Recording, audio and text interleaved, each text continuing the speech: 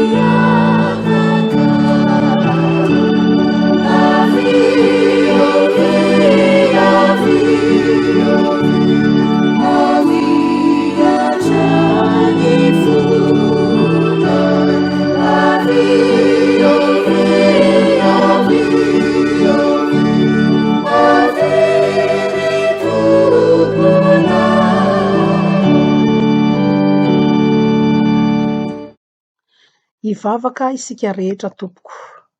Ry Andriamanitra ray sy zanaka ary fanahy masino, misaotra anao izahay noho ny fahasoavanao, fa mbola avelanao hiantso ny anaranao izahay.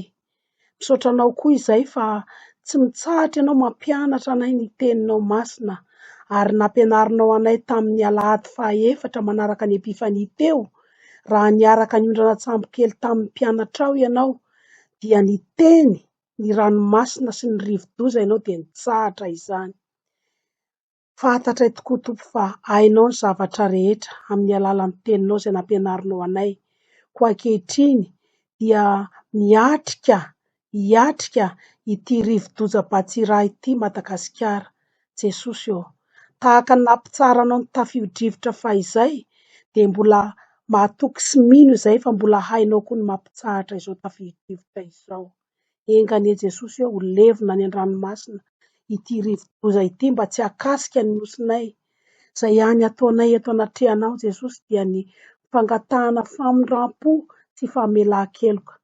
Manafitra anay ty Malagasy tokoa Jesosy eo ny otanay, ary izany dia hevitra mampisaraka aminao Andriamanitra izany. Ko dia mamindrafo aminay, mamela ny elokay rehetra tompo, fa izany ny tsy ahitanay fifaliana, izany ny tsy ahitanay ny tavanao Andriamanitra. Ko dia mahatoky izany famelan-keloka avy aminao izany izay, ary anome fitsaharana ny nosinay tokoa ianao mba tsy ho azo izany tafio-drivotra izany. Dia mahatoky ny anaranao masina izay koa amin'ny anaranao Jesosy Kristy manan-kery avy any Nazareta nandidiana sy hampitsaharana izany tafio-drivotra izany, tsy hankasika anay, tsy hakasika ny nosinay, ary amin'ny anaranao Jesosy koa no handraisanay ny famelan-keloka feno avy aminao ho anay olonao rehetra eto amin'ity nosinay ity. Dia amin'ny anaranao Jesosy Kristy no anirina sy angatahana izany vavaka izany. Amen. Amen.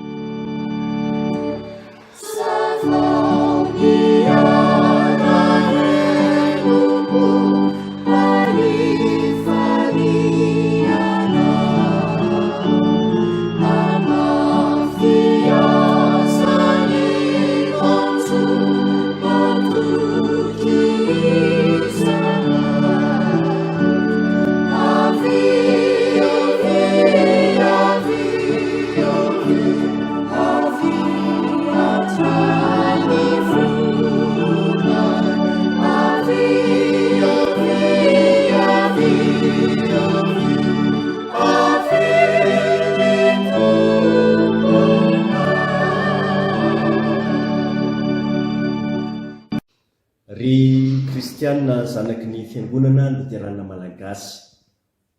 Manoloana ny zavatsarotra tokoa ny fiainantsika ankehitriny.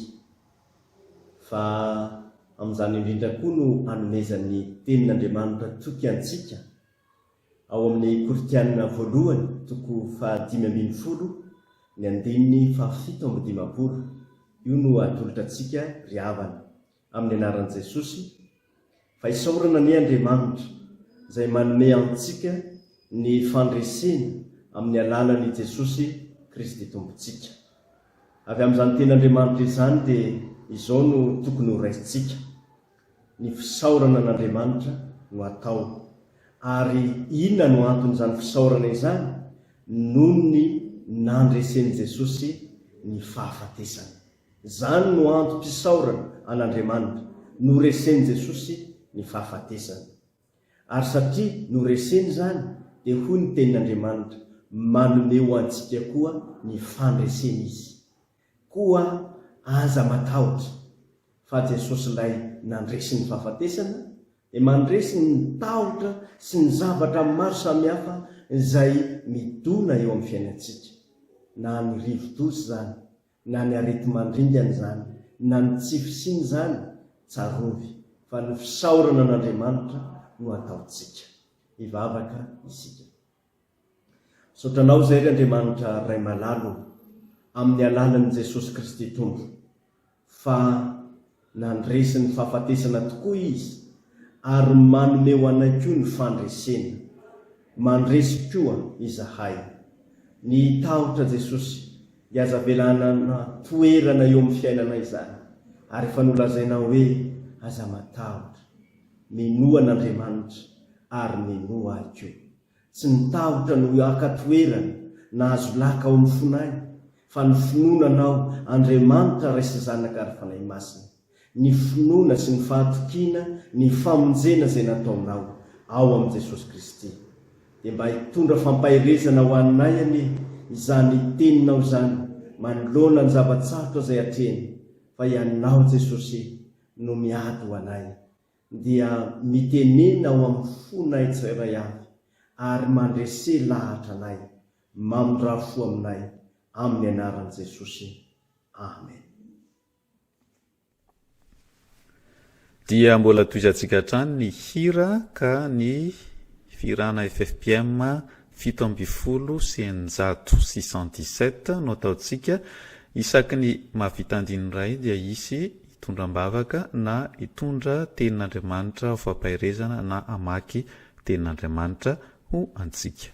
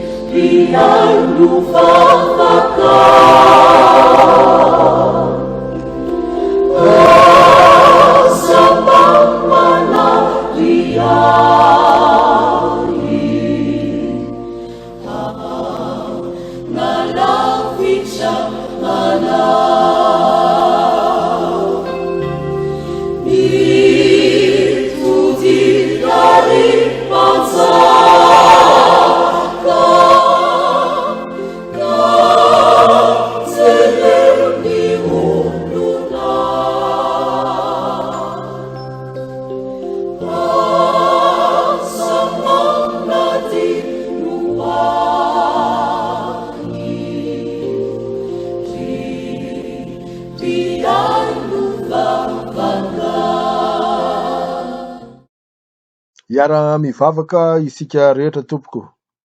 Ry tompo Andriamanitra rainay o, Andriamanitra tia se mpamindra fo ianao, mamindrafo amin'ny vahoaka malagasy sy ny taninay Madagasikara. Aoka ny fanahinao masina hiasa amin'ny tsirairay, ka tonga ny maro ibebaka noho ny fahotana izay vitany teo anatrehanao. Ka hiala amin'izany, fa iseho kosa ny maha-olom-baovao anatin'ny tsirairay. Olom-baovao manana finoana sy matoky ny anaranao amin'ny androm-piainany manontolo. Efa niteny ianao tamin'ny fotoana nanomboanao ny asa fanompoana teto an-tany hoe mibebay anareo fa efa akaiky ny fanjakan'Andriamanitra. Koa tario hanana fo mibebaka ny malagasy rehetra. Ary efa nanamafy taminay ianao tamin'ity herinandro ity fa mahay mampitony ny ranomasina sy ny tafio-drivotra. Dia tanterao amin'ny Malagasy sy Madagasikara izany Jesosy io, satria mafy izao rivo-doza Batsira izao. Nefa raha mety ianao dia tsy hikasika ny nosinay izany. Jesosy Kristy Tompo, mamindrafo ka mamelà ny heloky ny Malagasy rehetra. Amen.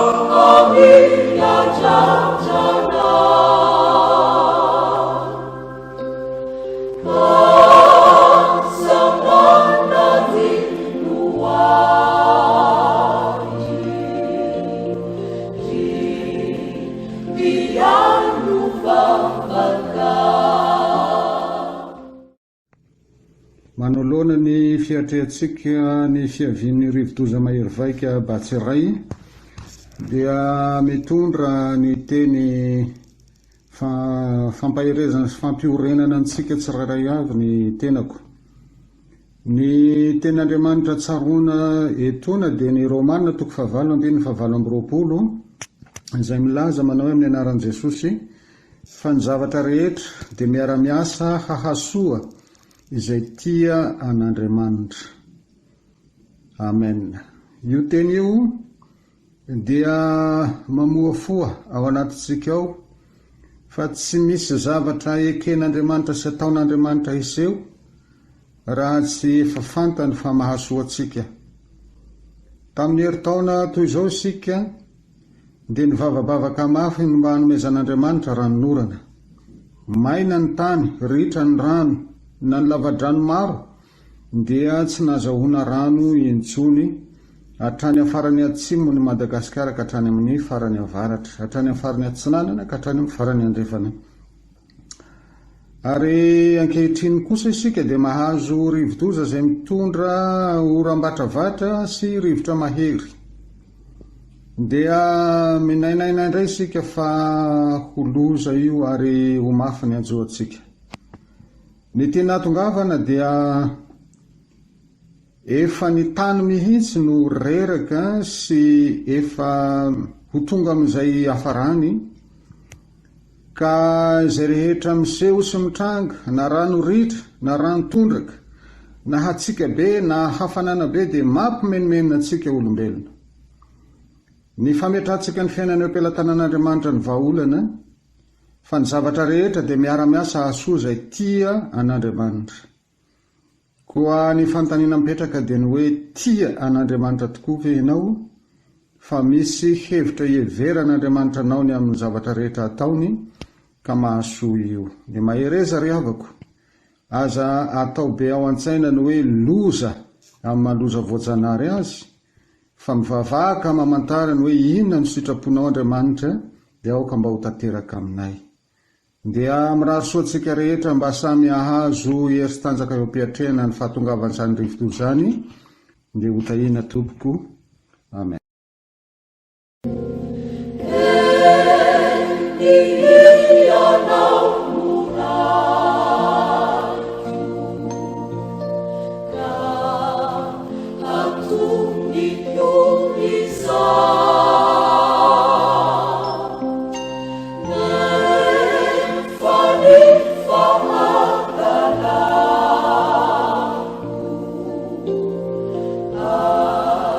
Somebody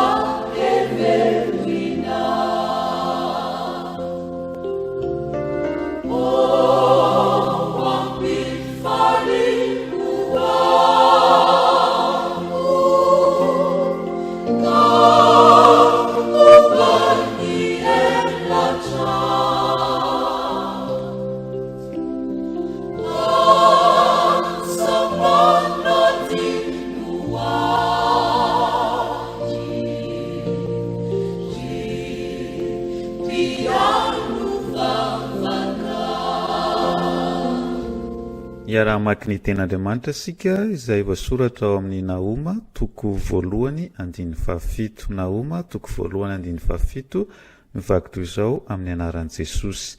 Tsara Jehova, fiarovana mafy amin'ny andro fahoriana ka mahalala izay mialoka aminy. Amen. Miarapatsika voaka malagasy rehetra ary fampitotro am-bavaka isika amin'izao andro fianio ao anatin'ny sarotra izao. Tompo malalo, ianao no antsoinay. Ianao no antsoinay satria fantatray fa ianao no Andriamanitra, mahavonjy ny olona rehetra. Mpamonjy, zany no anaranao Jesosy. Angataka aminao zay ho an'ny vahoaka malagasy, misy mitebiteby fatratra, misy ny tahotra, vokatr'izao rivotoza izao. Mino nefa zay, fa ianao nefa nampangina ny ranomasina, nampangina ny tafiotra tamin'ny mpianatra, no tonga koa kehitriny, hampangina zay mety ho tabataba rehetra ty anatin'ny fonay. Tompo malalo, ianao no mba sitantsiny ty Madagasikara ity, ary ianao nijery ny vahoaka malagasy any amin'ny toerana rehetra, indrindra ireo zay saro-dalana. Ianao no anampy anay tsirairay avy, ianao no mety toky sy hero anay, na dia ao anatin'izao rivotoza izao aza, hafa ihany ny manana anao Jesosy. Tompo, mampahirezy izay, mampahirezy ny ankonana kristianina rehetra, mba hitodika eo aminao, tsy hitanodika, tsy hilofika, fa toky manana anao Jesosy, tompo ny hery sy ny fahefana. Ary mino zay, fa ianao no anilanay, ianao no ankavananay ankavianay, ianao no alohanay sy aorinanay, ngatanay aminao, any amin'ny toerana rehetra, zay miaino sy mandre izao vavaka izao, mba homba sy hitantana ianao. Tompo, ngataka aminao zay, aza terenao amin'ny tsy fahatakaranay, ny avo ny fitiavanao zay, ka mahatonga anay salasala indraindray ny amin'ny famonjenao. Fankehitriny kosa, Andriamanitra miasa ianao, Jesosy miasa ianao, momba sy hiaro an'ity Madagasikara ity, hitantana ny vahoakanao, hitantana ny malagasy, hanome toky azy ireo, fa na dia ao aza ny andro sarotra, dia anao Jesosy ny ao anila ny mandrakariva.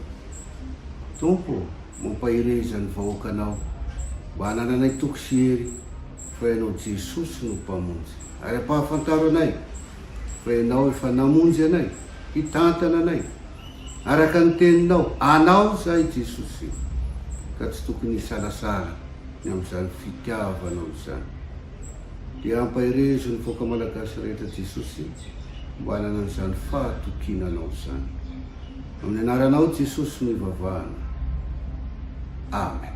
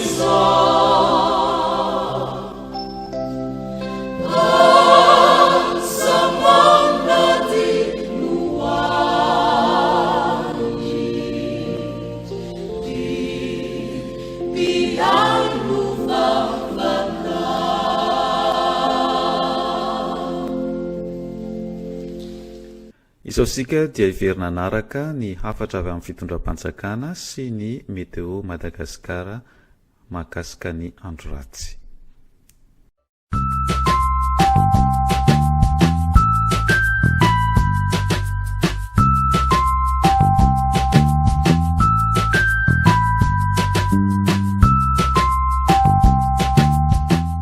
Karazana rivo-doza mahery vaika ity batsiray zay eritreretina fa hiditra eto Madagasikara ity. Ny araky ny voalazan'ireo manampaizana dia Géraldan no mitovitovy aminy tamin'ireo cyclone zay efa nisy teto amintsika. Dikan'izany dia loza ho an'ny firenena ny fidiran'ity cyclone ity.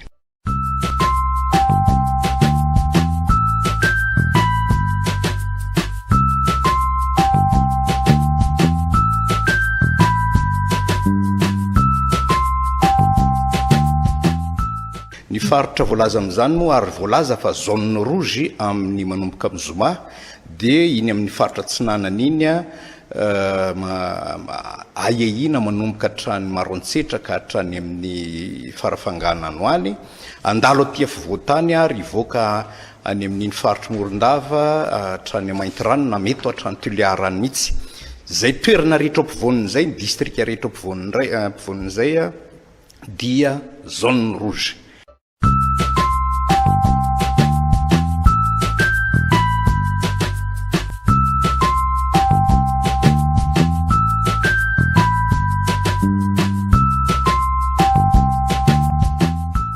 Ny fanapakevitra androany dia voalohany amin'ny Zoma ny mpianatra rehetrerany Madagasikara dia tsy mianatra manomboka amin'ny Zoma. Ny mpiasa ao amin'ireo zone rouge voalaza rehetrarehetrareo, mpiasa mpanjakana rehetra dia tsy miasa manomboka amin'ny Zoma. Ny mpiasa amin'ny orinasa privé amin'ireo zone rouge ireo ihany koa dia tsy miasa saingy akinina amin'ny mpitantana sy ny tompony ny orinasa tsy miankina amin'ny fanjakana, ny fandaminana an'izay sokajina mpiasa tsy maintsy hiasa ihany ho fampandehanana ny orinasa mba tsy hanapitehina ny orinasantsika sy ny toekarentsika. Fa ny ankoatran'izay zany dia tsy miasa manomboka amin'ny Zoma.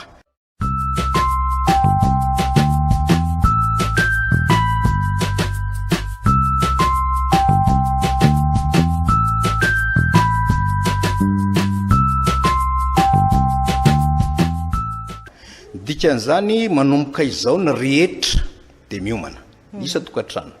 Ny mponina any amin'ny faritra iva, ny mponina rehetra amin'ireo faritra zay mety isy tany miotsaka, ny mponina amina trano zay mety malemilemy ka atahorana hiotsaka dia tokony efa iomana ary vonimbonina amin'ny fialana amin'izany trano zany raha vao misy ny fanairana. Ireny ny tena miteraka fahafatesana betsaka amin'ny cyclone mahery vaika tahaka nytony. Isika menakavy dia efa samy miomakomana amin'izay tokony manina ao an-trano ao, ny labozia sy ny mombamomba an'izany, ny fitaovana ao an-trano.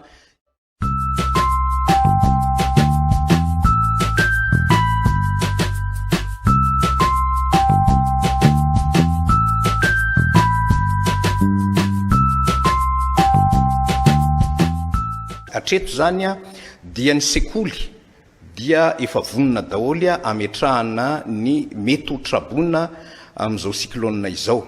Ny toerana rehetrarehetra ihany koa dia iangaviana satria voikava mahatratra ary ahehinina fa ahery vaika ity cyclone ity.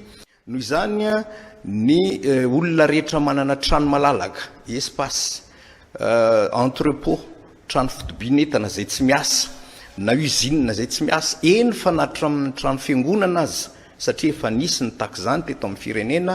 Rehefa misy ny loza tahaka izao ka tsy ampy ny toerana ametrahana ny trabona dia engaviana isika menakavy mba hifanampy anome reny toeran'ireny ametrahana an'ireo havantsika zay tafiditra ny fahasairanana amin'izao fotoana izao.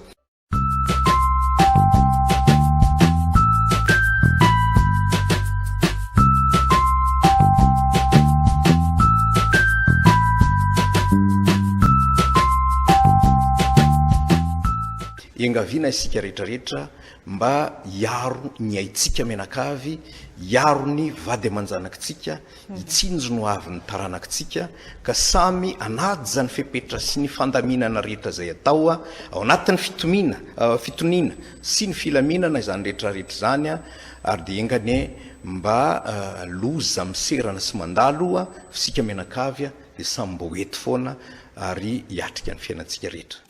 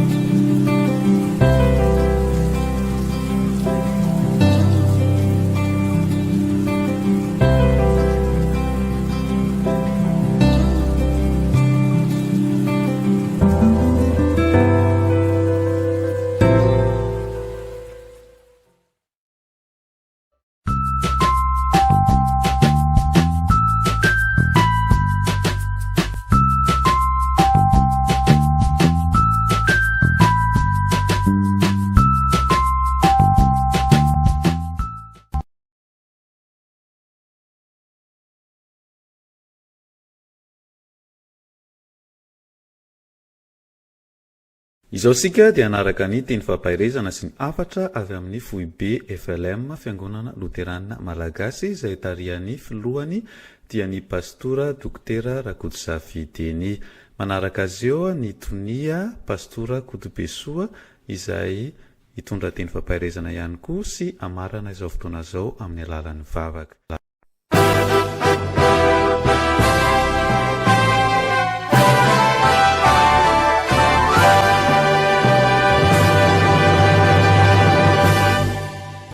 Ry kristianina havana, hotselantsika no miatrika ny tondradrano amin'ny faritra maro teto Madagasikara.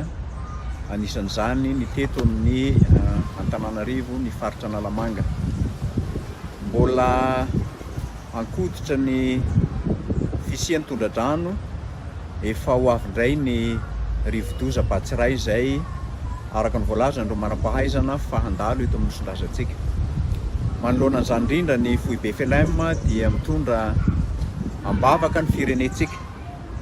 Mitondra am-bavaka atsika vahoaka malagasy rehetra amin'izao fiainantsika tandidomindoza vokatry ity rivodoza izay andalo eto amin'ny firenentsika ity. Mitondra fampaherezana koa atsika rehetra any amin'ny isa-tokantrano izay misy atsika tsirairay avy, ahafahan'i Jesosy lohan'ny fiangonana miaro atsika, mandray an-tanana ny fiainantsika. Fa ny tenin'Andriamanitra dia marina mandrakariva, na dia misy arivo lavo aza eo anatrehanao dia tsy haninona na tsy hampaninona anao zany. Manoloana an'izany koa no anentanana ny fiangonana rehetra ka hitodiana manokana amin'ireo Raiamandremy tomponandraikitra ao anatin'ny fiangonana Loterana-Malagasy mba hamohan'ny fiangonana ho an'ireo izay ho tratran'ny fahasahiranana vokatry ny fandalovan'ny rivodoza. Maniry indrindra zahay ny ahafahantsika manolotanana ho an'ireo izay mety ho tratrany izany traboiny izany, satria ny rivodoza araka ny voalazan'ireo manam-pahaizana dia mety hanimba zavatra maro eto amin'ny nosondrasantsika. Fiomanana no ataontsika raha sanatria tonga izany dia vonona ny fiangonana ny hanolotanana andreo mpiray-tandrazana, andreo zanaky ny fiangonana izay ho lalovany izany rivodoza izany.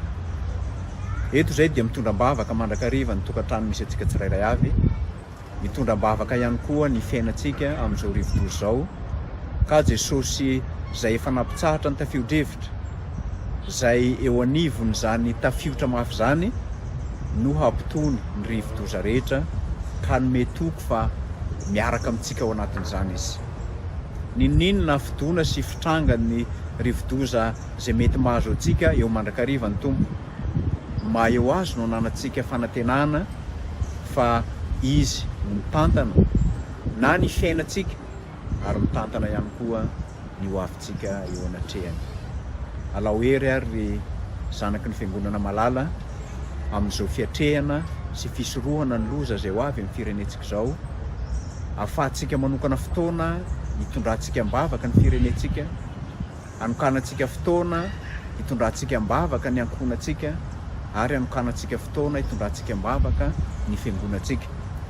Ny vavaky ny maro raha teo araka ny tenin'Andriamanitra no anisany mampirindrandrindra ny fifandraisantsika amin'Andriamanitra. Ho an'i Jesosy lohan'ny fiangonana anie dia sy milaza ary voninahitra marotra mandrakizay. Amen.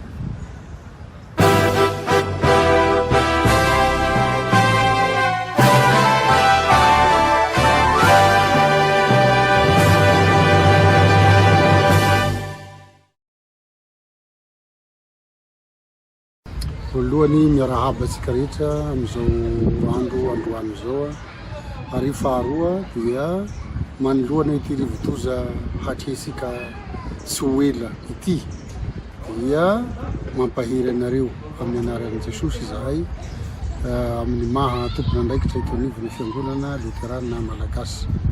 Ka ny tenin'Andriamanitra anankiray no entina mampahery antsika ao amin'ny Seia 7:7 ny andininy voalohany sy ny andininy faharoa manao hoe aza matahotra ianao fa efa nanavitra anao aho, efa niantso ny anaranao aho ahy ianao, raha mita rano ianao dia hombanao aho, ary raha mita ny ony ianao dia tsy hanafitra anao izy, raha mandeha mamaky ny afo ianao dia tsy homay ary tsy hirehitra aminao ny lelafo.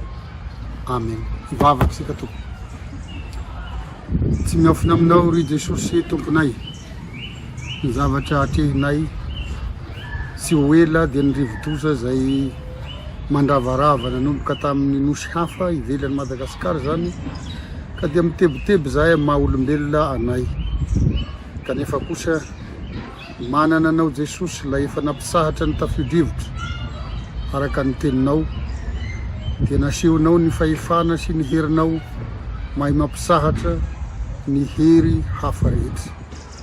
No zany dia matoky manana anao zahay, koa dia mangataka indrindra ny herinao, ny fahefanao hampisahatra ny tafio-drivotra, indrindra hiaro ny zanak'olombelona rehetra manoloana izany tafio-drivotra, mampiorohoro ny zanak'olombelona zany.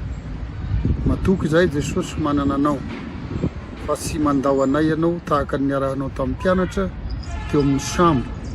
Eny na dia nalefanao mialoha izy ireo dia ianao nahita ny onjana mely azy teo ambony ranomasina. Izany no toky lehibe ho anay, fa na dia tsy hitany masonay azy ianao dia mahita izay mitranga sy miseho amin'ny fiainanay eo amin'ny tantara mpiainanay rehetra. Koa manoloana izao zavatra mampitebiteby izao dia mitodika aminao izahay, ary mangataka indrindra anao hampisahatra ny tafio-drivotra, hiaro ny tsirairay mba tsy hisy aina hafoy manoloana izao rivotoza izao. Dia angatahanay amin'ny anaranao Jesosy izany. Amen. Hoentsika mamarana tanteraka ny fotoana dia ataontsika ny hira ao amin'ny firanak'ondoy Jesosy roa hazo mangasoa.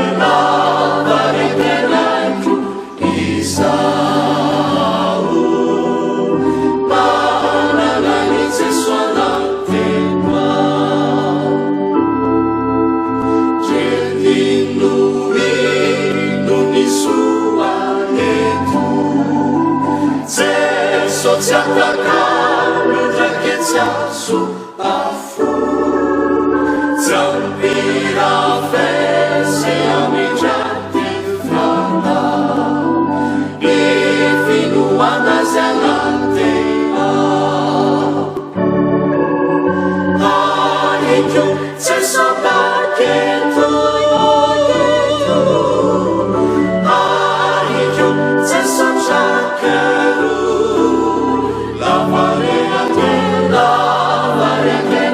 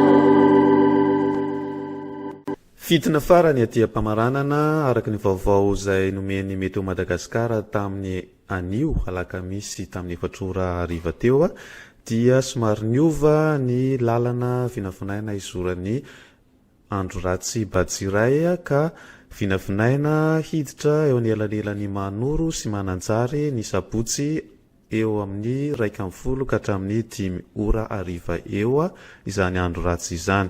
Noho izany dia reto synody manaraka reto dia tokony hiomana fatratra dia ny synodam-paritany ny Manakara SPMA, ny synodam-paritany Atsinanana, ny Spatsia, ny synodam-paritany Anala, ny SPAN, ny SPN, ny SPAV ary ny SPTM na synodam-paritany Tomasina.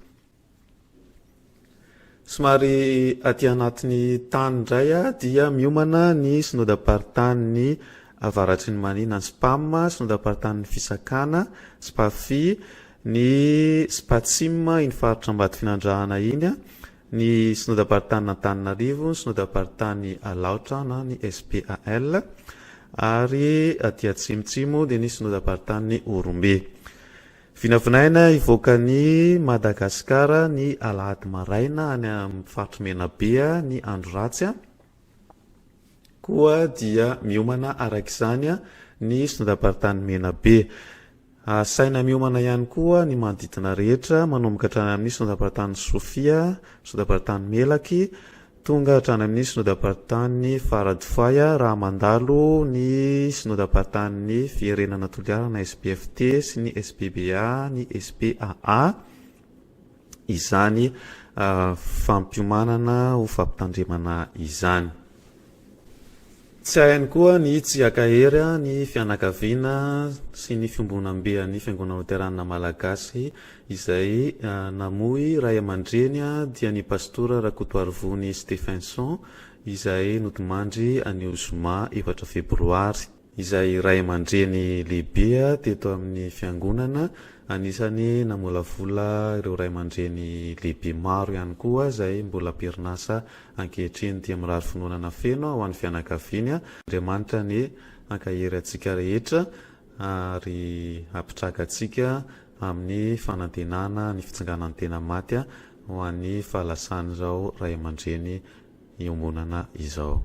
Dia izay indray ara ny fotoanantsika amin'ny tianio tia dia mametraka anareo ambany fiarovan'ny Jesosy Kristy Tompo ho fenony fiadaniny hatrany hatrany.